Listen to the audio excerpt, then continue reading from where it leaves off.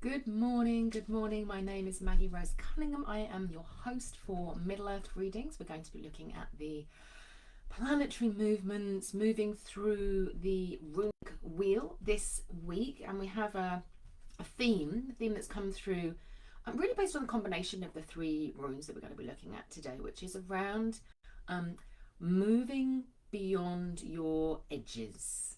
And by that I mean like your current edges, the things that, the things that keep us safe, the things where we say, I can do this, but I can't do that.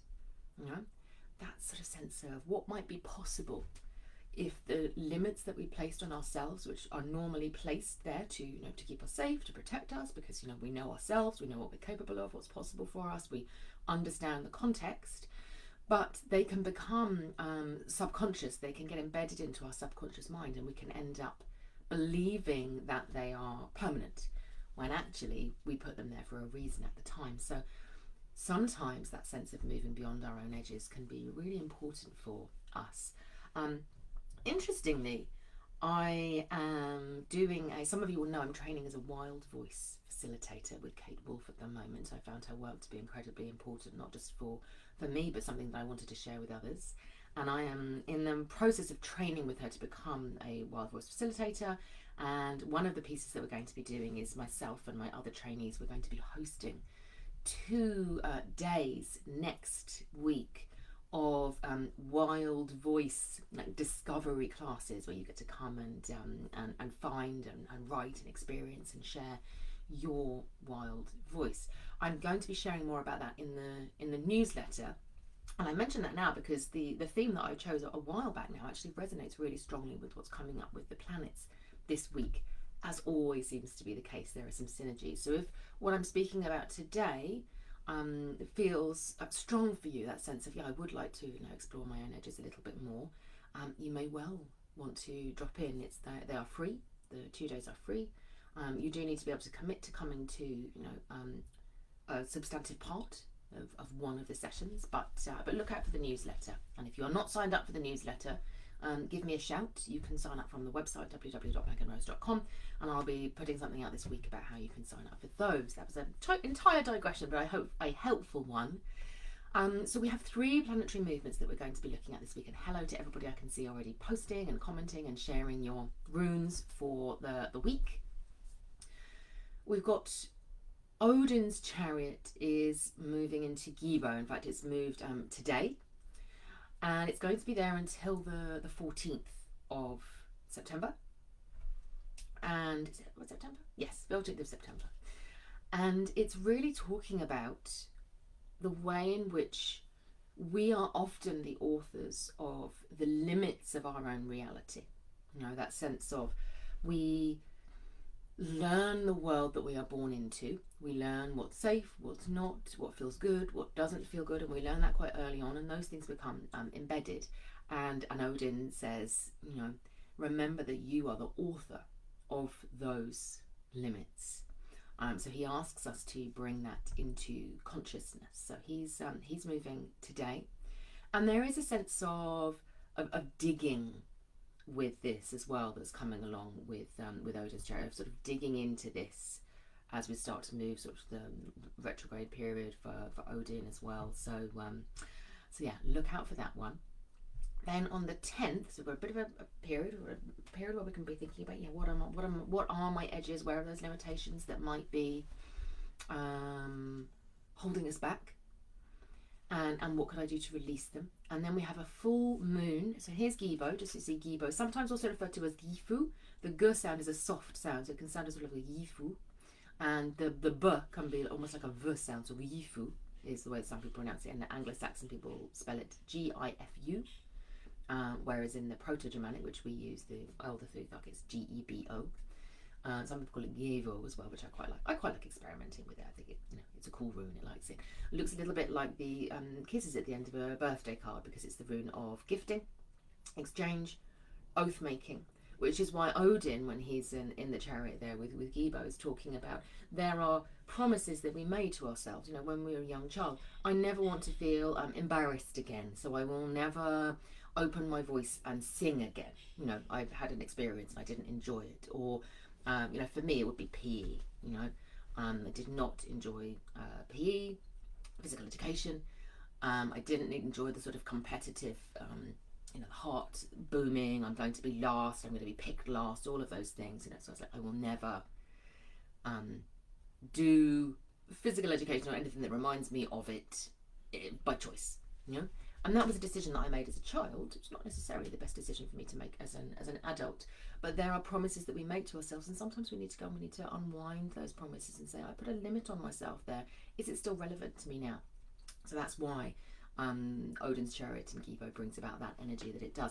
Then on the 10th, we have the full moon in Tewaz here, the rune of victory, the rune of the warrior. This is Tia's rune, the priest, king, warrior god.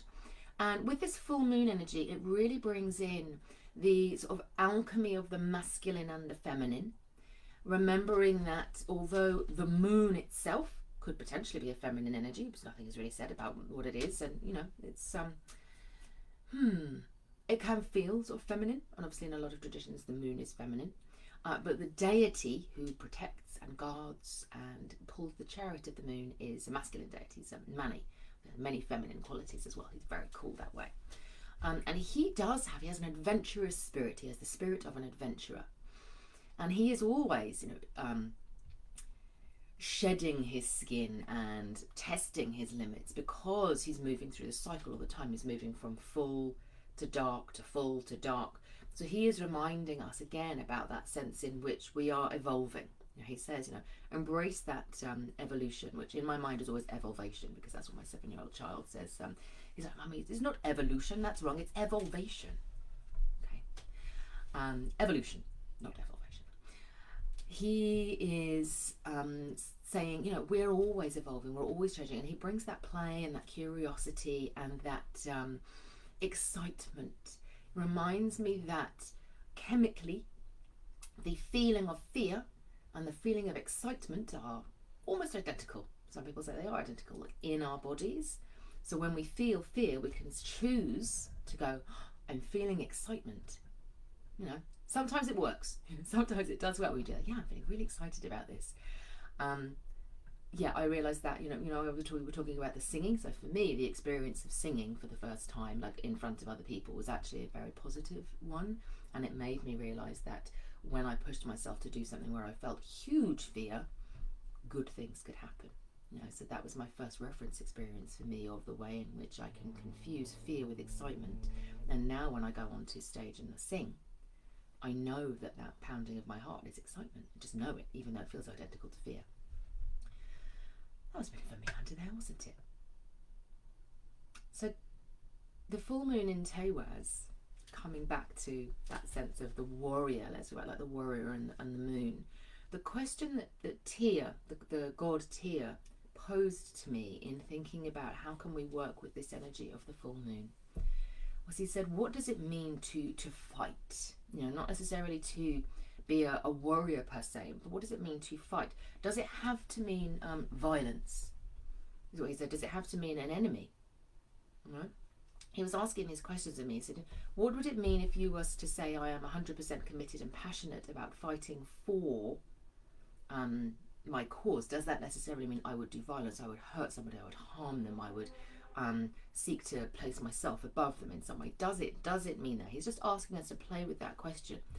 And he said, he asked me, when have you felt the most intense need to fight in your life? And I was thinking back to when that was, and for me it was the birth of my first child, which was a very long, very, very long, prolonged labour.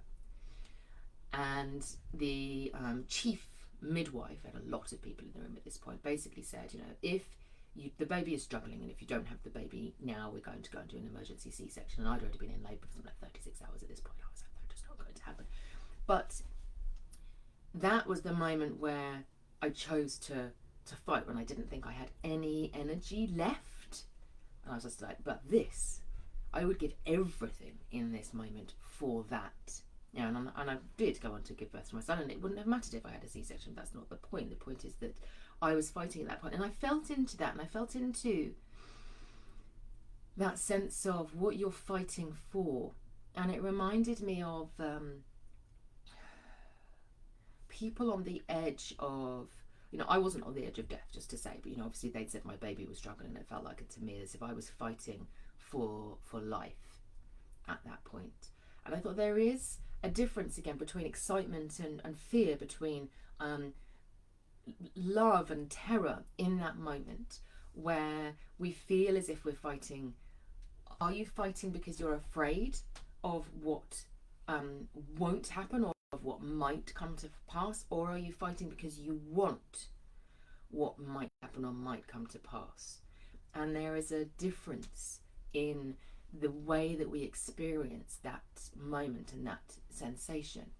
And I realized that with my son, who we waited years and years and years for him, and I experienced crippling fear throughout my entire pregnancy with him, because I was afraid that I would lose that pregnancy. Apology, trigger warning for anybody there.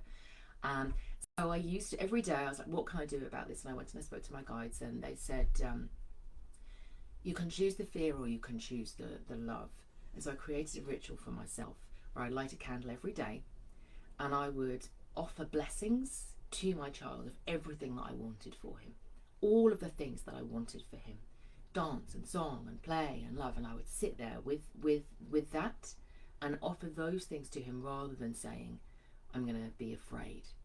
So those are examples of the way in which we can use our fighting energy, to fight towards something rather than fighting a fear of what we're moving away from as we move on. So that's the 10th with our full moon in Tewas. What does your fighting spirit, what is it fighting for? What is worth fighting for? And again, that comes into our edges when we realise that we can, we have more than we thought we had. We can give more than we thought we could give. We can choose a different response in the moment to what's going on for us. And then finally, on the, I haven't put the date down here. It's the last, on Sunday, whichever date is Sunday. Well, you'll have to bear with me. So Sunday of this week, the last date, is the 11th?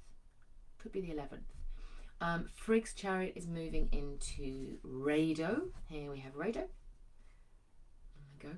The rune of the road, the rider, the rhythm, the ritual, all convenient words beginning with R, which obviously is the rune there. And it's Frigg's chariot. So Frigg is the queen of heaven, and she is asking us about there is a sense of fear or trepidation or uncertainty, and she says the only way to greet the unknown path is to walk it. It's the only way ultimately that we can do that. There are times when we simply have to trust ourselves to walk forward, and we have to trust ourselves that we are going to be okay in that moment. I realised this, and I shared this in for those of you who received the Sooner Sun Wheel, I shared a little bit of writing that I did around this idea of walking the path. There was a moment when I was meditating as I was doing a walking meditation, and I was letting my fingers sort of like trail along the stones that we had, this big sort of cliff edge. It was that was in front of us and to the side, and I was allowing my fingers to explore it, and I was exploring the moss, and it was lovely. And I was like, wherever my mind went, my hands then went, and it was very gentle and delicate exploration. And then I suddenly realised that as I was doing this, my feet, was paying no attention to my feet whatsoever. They were simply walking, and I was simply trusting them to take my weight each time. The rocky path that I was on, that they would find a way, that they would splay and hold my weight as I was walking, and I wasn't paying any attention to them. I was totally focused on what my hands were doing. And I realised, as I follow this unknown path, that my hands are saying, let's explore this, and I get to choose, and I get to be a bit tentative, and I get to look at what's going on first, and maybe I've got a map or something like that, all of those things that my hands were signalling to me. My feet were just going and trusting that they would find the right footing and that it would be okay. And I was like, what if I felt more into that part of my being as I'm walking my edges, as I am moving into bravery, as I'm trying something new. But sometimes we can't stand on the threshold and look at what's happening and very gently, sort of put the hand there. We have to walk and trust that we know what to do. So that's what Frigg is asking of us. She's saying, what are those unknown paths? And when does the point come where all of the preparation, all of the tentativeness needs to be put to one side? You just need to do it. So just move forward and do it in that sense. So you have this sense of Odin offering exploration with the Gibo rune, this moment of exploring, questioning, are the limits that I've imposed for myself actually still the right limits for me? Then you've got the full moon in tow, like stepping into that warrior self, recognizing, perhaps like looking back and saying, one of the moments when I was braver than I thought I might be. And then you've got Frigg and Rado saying, and then walk the path. So a good, great week for moving into power. So let's see what runes people have shared. So we've got Esther. Hi, Esther. So you've got Givo for the week. So that's going to be great, partnering with Odin and doing that piece around looking at where you set those limits for yourself. And it doesn't mean find a limit, something that you said, no, I will never do that, and then immediately go and do it. That's not the point. What Odin is saying is that still relevant for you now? Or is the limit that once held you and protected you and kept you safe now holding you back in some way? And how could you mindfully allow that to be released so that you can then try something new? What would be available to you if that limit wasn't there as a piece of exploration that you can do there? There are other gifts that Gibo wants to give to us, and if the Gibo energy that once held us safe and said, yes, I promised myself I won't do this, is now holding you back and stopping you from receiving future gifts from the universe, like a fabulous cup of tea, then it might be time to release those old promises and make way for the new. Then we have Erica. So you have Isa for this week. So there is a real sense of serenity within this, almost a sense of that the limitations that might be there, the edges that you might be exploring, aren't external, they are internal. Just feeling into that a little bit more with Isa. I'm getting that really strong sense of when you sort of imagine, sometimes I imagine Isa as being this almost like a column of crystalline light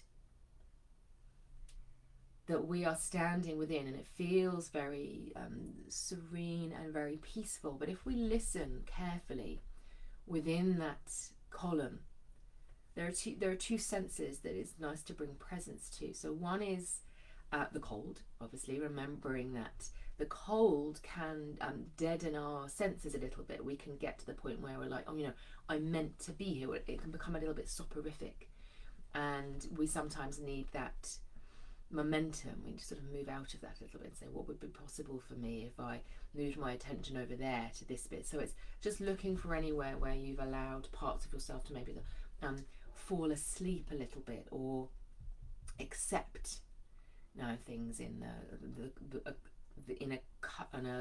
accept things that maybe you don't need to accept anymore. So we have that sense of, where would my attention move within this pillar of light? Where would I go within it? And recognizing that our inner landscape is vast as well as the outer landscape. So is there anywhere that you would like to explore within your inner landscape? The other thing that I'm feeling into here for you, Erica, is that listening to the ice. We often think about the ice as being silent and still, but it actually isn't. I think I shared a piece in the hearth space a while ago with the woman who was listening to the ice. She was like on top of the ice lake, and she was listening to the ice, and it was those subtle cracking sounds. And it is that paying attention to that as well, and recognizing that even the ice is moving. We can think about glaciers moving and things evolving over time. And so it's that allowing and giving permission to the inner self to change and relax and release, and not trying to hold tight to everything and keep it the same. Which is why, like, meditating and imagining that you're sort of in the ice and then just listening to the sounds of the ice very gently, cracking, shifting, moving, reshaping, reforming, can be a really powerful way of energetically working with our subconscious as well, for those pieces that we don't necessarily need to bring mindful presence to, but that we want to do some work to gently release old stuff that might take its time to follow where the conscious mind is already seeking to go. So working with the ice there. Morning, Sally Ann. Chen, you've got Thurisaz, very powerful rune. It's interesting that we're getting some, with the Issa rune and with the Thurisaz runes, they have a very different relationship to the current reality and to resistance. I was talking about like edge forming and resistance, and so Issa will be like, I am the edge, I will stay here, I will not move, but obviously it really is moving, and it's just bringing presence to that.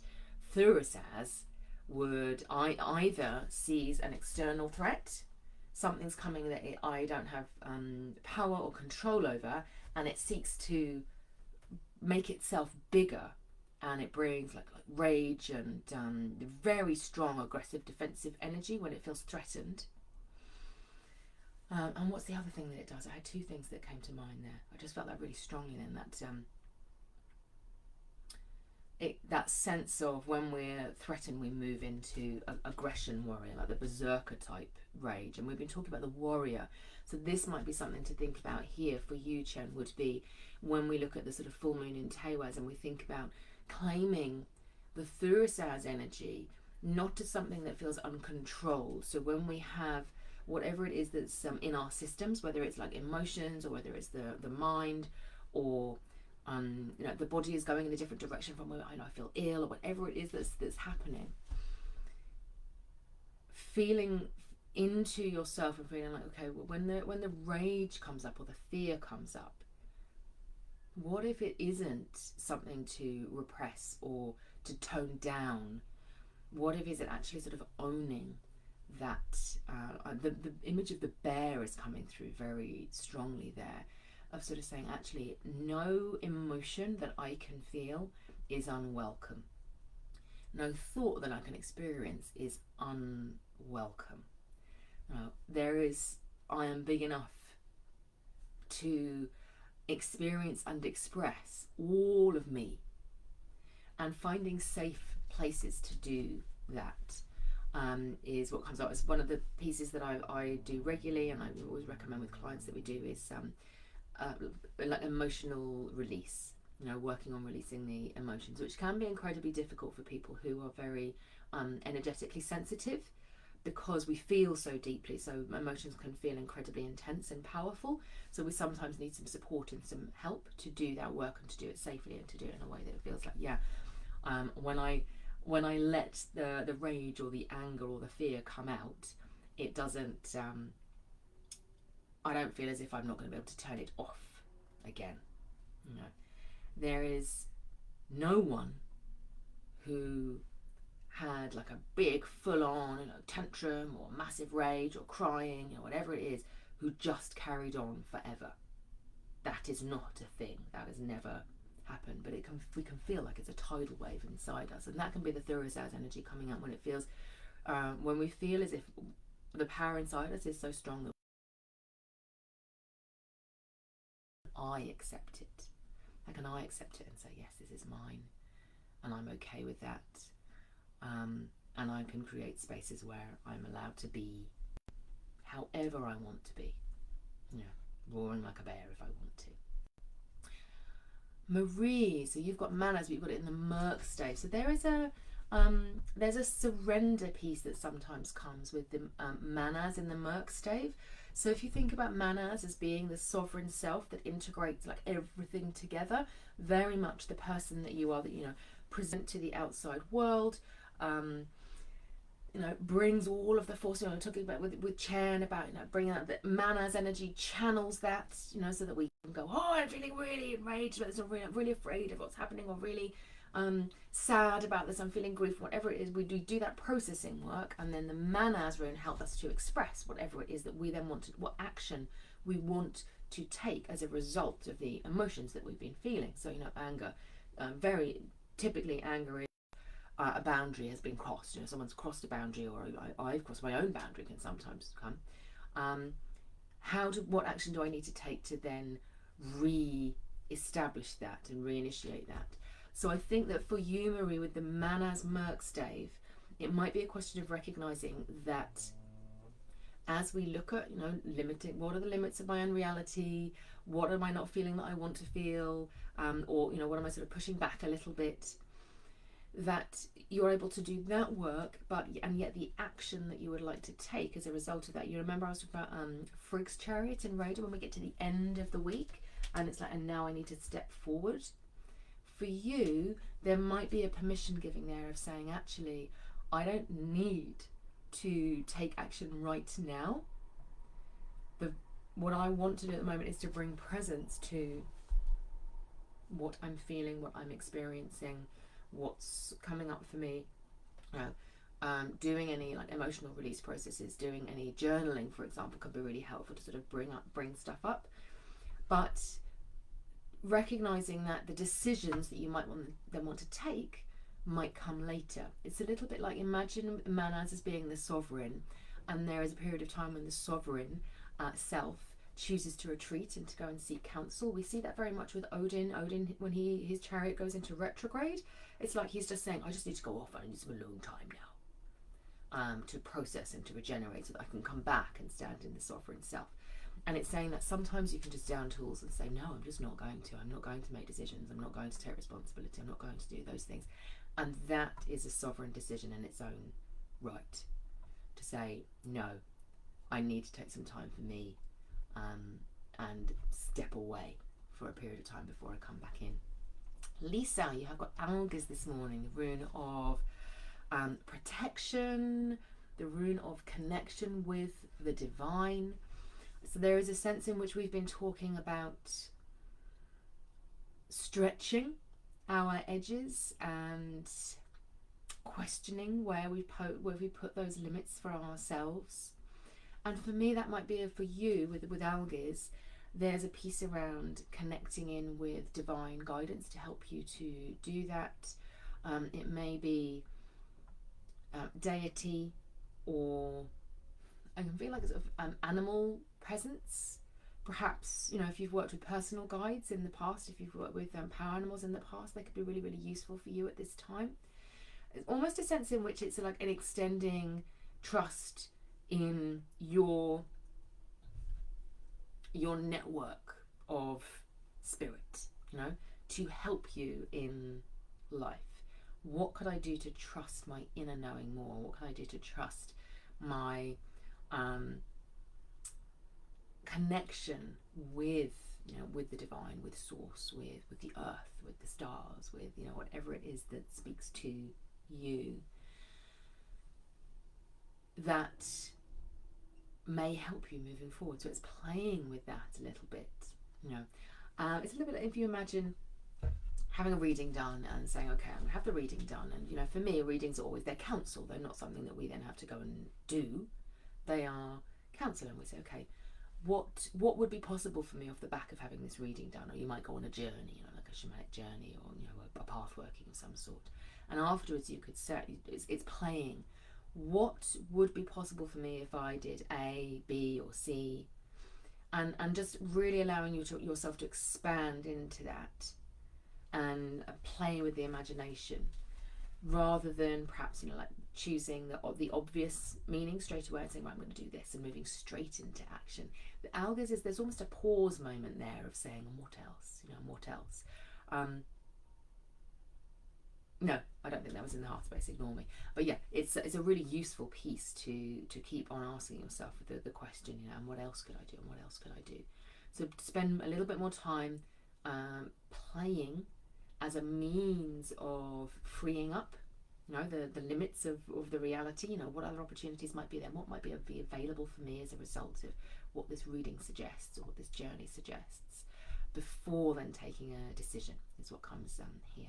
Suzanne, so you have got Rado for yourself. So we've talked about Rado with Frigg in Rado, and there's a very much a body awareness there. You know, I'm really feeling that sense of the moving the feet really slowly, bringing a lot of embodied presence at this time.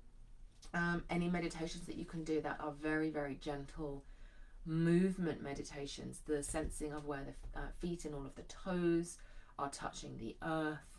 I can also see you outside doing that as well. I'm really feeling with that Rado, it's almost a process of wooing and being wooed by your body at this time through the act of movement.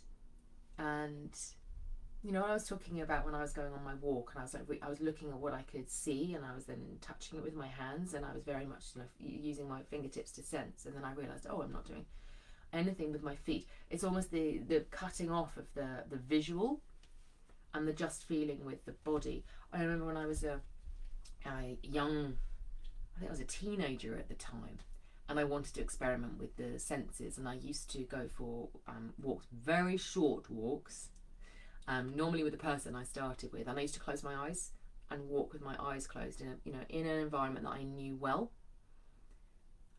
so that I could hone those other senses. And it was deliberately standing and walking or moving or leaning against a tree or doing something that, rather than lying down, was really interesting to then start to connect more strongly with my body, and my own sense of balance came through quite strongly as well. So maybe have a little bit of a play with that. Rado is asking you to bring like really attentive, you know, attenuated mindfulness to the process of movement, and the awareness that all the different places in which you can have body awareness there. Then Diane, you have Ewaz, which is interesting because I was thinking to myself, oh, I wonder where's Ewaz coming in there, and there it is. There's Ewaz. I was thinking about it with Lisa's as well. It came up a little bit earlier in the readings. It was sort of whispering at me because of the partnership. We were talking about spirit partnership, weren't we, with Lisa? And there's body partnership that came up with you, Suzanne, and now we have partnership, you know, the rune of, coming up for Diane. So for those of you who don't know the runes that well, Ewaz looks like a capital M. If you turn it on its side, it looks more like an E, but it can be confusing because of that. And it is the rune of a partnership. And for you, Diane, what I'm sensing is almost an act of projection, of partnership with self, with a very, very deep partnership with self. Almost imagining and really doing this as strongly as you can. You could either do it as mirror work. When I saw it, it was actually with the eyes shut. Being perhaps seated would be helpful, being seated, looking face on, and then seeing yourself sitting in front of you and having a conversation with yourself, just about whatever comes to mind, about, you know, what's good, what's bad, where you're going, where you've come from. And there is a real active deep befriending here that is asking to come through. You know, this act of maybe asking questions like what do you need? Asking Diane too, and then Diane too asking you, well, what do you need? And it's a wooing, and it's a gentle process, and it's a taking the time to do that. There is a sense of also coming to know yourself again, because we talk about this. I've talked about this before. I think on Awakening we've talked about it, like with soul law. So I do it in Adrezel's Path a little bit more. We have an energetic part of the body referred to as the Hide in Northern tradition soul law, which is a little bit like the aura, but it has more in common with things like the doppelganger. So it's much more like a likeness. When people think about you, the person who is you, and they imagine, this is the way I always think about it, they imagine you in front of them, what they are doing is they're imagining your hide, because they don't know what you actually look like right now in the moment, because they're not there. So they're imagining almost like a template version of you that has been created over multiple times that they've seen you, that they've known you, all of the different impressions that come through, and it's created as a partnership between them and you. And the hide can make us stuck, because people will still remember us in the way that they used to know us, which is why sometimes, our friends and our family can be the worst advisors for us in the world, because they're advising the person that we used to know, not the person that we are now, and they like the person that you used to be, because that's the person that they got to know. So they will want you to stay, with love. They want you to stay as you are. So doing this act of self-wooing again is taking power and taking command of the hide again, of the hide self, and saying, I'm working energetically with the hide, with this part of you. It's a really interesting part of the soul, really interesting part of the Northern tradition concept of the soul, that the hide is ours, and we can exercise conscious work with it. People who come and they always appear glamorous, even if they're wearing an old t-shirt, and they have a strong relationship with their hide and ability to project to others. Some people don't, and others will manipulate their hide for them, not necessarily in a bad way. It's just it's a shared construct between you and the people who are important to you, who say, I know who this person is. So renewal, doing a bit of wooing there. Claire has Suelo, the rune of the sun. I'm working with Suelo very hard at the moment. It's that real sense of trusting the heart instinct. I'm going to take you into Frig's Chariot and Radar, that whole thing about walking forward. And it's every time you feel like, oh, what am I doing? Where am I going? Centering back in the body, centering back down into the core of the body, not up here in the head, allowing yourself to sink down into the body and lead from there. Suelo is a rune of leadership, precursor to Manas, one of the important pieces to master before we move into that fully expressed Manas self, is this ability to trust our instincts and our intuitions, and to connect with them anytime we're not sure, anytime we're not certain. Breathing in, feeling the heart center open, in particular the light of Suelo coming out. You can imagine the sun in front, and then its light comes into you, and you feel inside, you breathe into it. It helps to bring out the light that exists within you, your path, your purpose, where you are meant to be, where you're meant to be going right now. Feel into it, compass. There, that's what I'm supposed to be doing right now. Really trusting the body and the emotions, as well as the mind. So that's where we're going to with the Suelo rune each time. Is sinking back into yourself, and not inside the mind, but inside the body. What do I feel here? What feels right? What feels good? What opens me? It's a little bit like, again, we've been talking about performance. It's a bit like when you sort of step onto a stage and you just take that moment to center and ground before you go on. What is it that I really want to say? I'm connecting to everybody in the audience.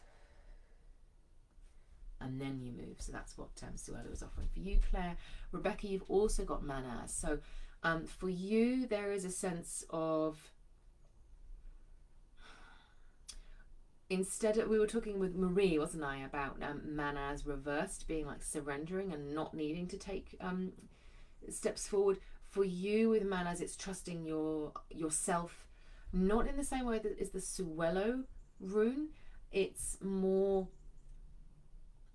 with your self-expression, the words you're saying, what you're sharing with others, the work you are choosing to do in the world, really feeling that sense of sovereign power each time you share that work, each time you ask for counsel or support, remembering that comes from a place of sovereignty, not from a place of giving your power away to others.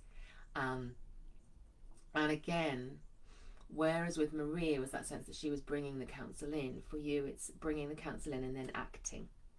So each time you maybe like ask for somebody to, well, in fact I know you've messaged me this morning, and there you go. Each time you ask somebody for some feedback or some insight, breathing into that sovereign self before you do that, and then as you receive that, breathing into the sovereign self again first, and then deciding what action am I going to take as a result of this piece. So it's a very mindful and conscious stepping into the sovereign self, and there is something important there about deciding on actions that you want to take fairly soon after receiving feedback, or I don't know, somebody says anything that somebody says that makes you go, oh, that's interesting. It's saying, okay, what does this mean to me? And then how do I move forward through it? So whereas with Marie it was the sitting back and not taking action, for you it is that, and what action do I need to now take from the sovereign power? Even if you don't take the action, make sure that you've written it down, you've noted it, and you've decided when you're going to take it. It's the decisiveness that comes through with Manas that's important. Oh, let me see, that's just flicked on my screen there. I have to go back to Suzanne. Here we are. So we've done Rebecca with Manas. That's wonderful. Christina, you have Feyu for this week. That's lovely, flowing energy. Really what's coming through to me immediately when I heard that was that sense of how much more Feyu energy, how much more life force energy, abundant, delicious, glowing energy would be available to you if you were to do that work around saying, I want to release old commitments, old promises, old beliefs from the past. That even though Gibo is a rune, it's a really positive rune when we make a commitment, when we set an intention and we say, yes, I'm going to do that. And it's like a weaving of the threads on the loom. It's also constraining. It channels the energy in a particular way. It says, energy, go over there, go over there. If that piece is done and it's passed, then it's just forming a roadblock, stopping the energy from flowing through. So consciously releasing old promises, even if you don't necessarily know what they are, like breathing down into that and disconnecting and releasing. Obviously, if there's anything that if I ever talk about like an energetic process, and I don't go into a lot of depth with it, you can obviously book and we can do a session together if that's something that you feel like, actually I'd like some support to do that. But it's really saying that once that release has been done, or again thinking about the warrior self, what does that mean? What do I need to fight for? How do I need to fight? Where do I need to put my energy? If releasing all of that will give you so much more access to more Feyu energy, more life force energy. It feels as if there is a old blocks that are stopping you from really having the abundance and the pleasure and the joy that should be yours. It's available and should be yours. So what would be possible if we did some release work, some letting go work there? So just have a feel into that for yourself and just open into that Feyu energy. I'm ready to receive that energy now. What do I need to do to release? Perhaps before you go to sleep, just say, I'm ready to release whatever is past now and is no longer necessary to bring my Feyu energy through at this point. Elaine, you've got Uru's beautiful partner with Feyu. So we've got Feyu, that flowing energy, and then we've got Uru's, which really brings that stability and that strength. Real focus on the physical body. It's a different type of life force energy. Really making sure that you are doing grounding work this week. I take you back to the work that I was discussing with Suzanne around the Rado rune. If you can, taking off your shoes, walking on the earth, to really, really ground and balance your own energy. If you can, lying on the earth to do that as well. It's a real sense of your body wanting to connect back with its rootedness into the earth. If you can, paying attention to things like what you're eating and how much it's sustaining and nurturing you, making sure that you're getting a really good water intake.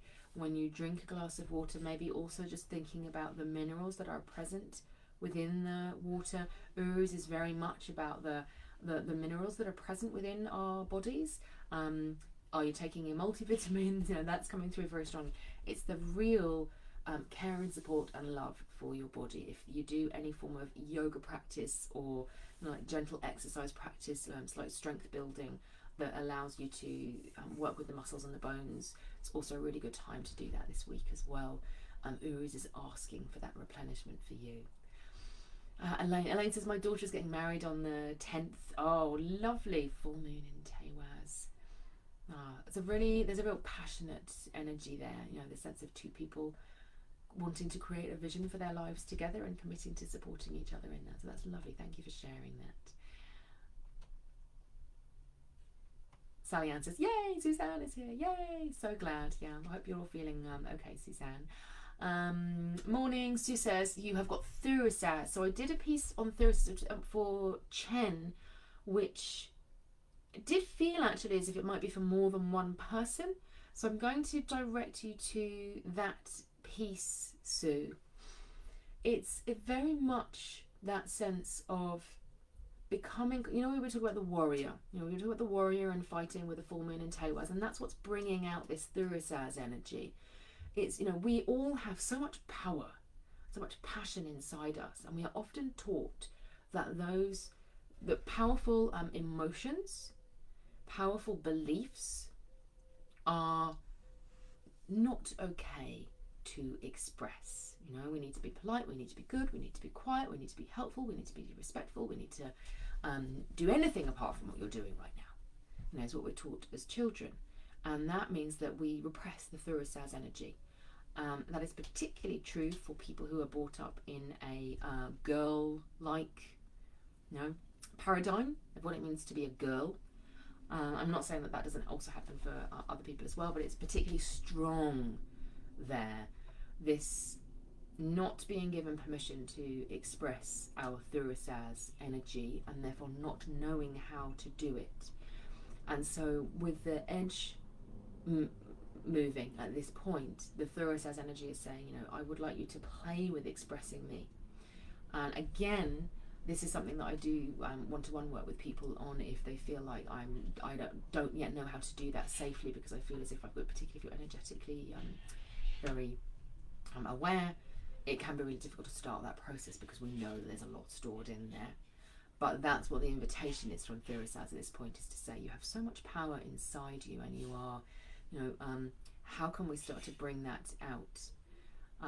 So not so that you're a mad berserker or a tantruming toddler, but so that you are, you know, the warrior, the sovereign, one who can stand with gravitas, who can take a stand with others, who has access to your deepest strength.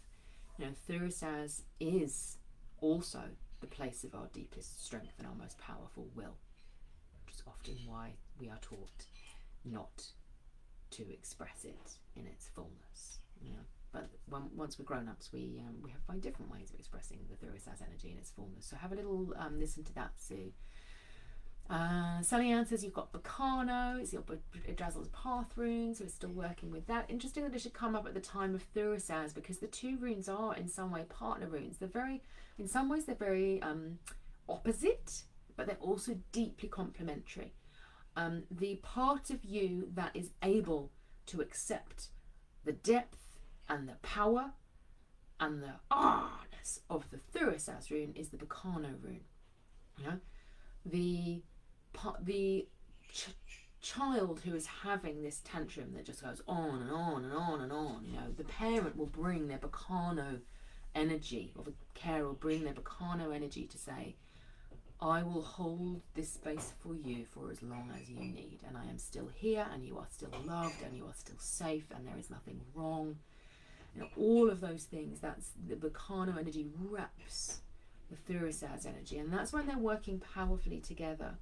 Often what we get is the immature Bacano and the immature Thurisaz, which some would characterize as being the immature masculine and the immature feminine.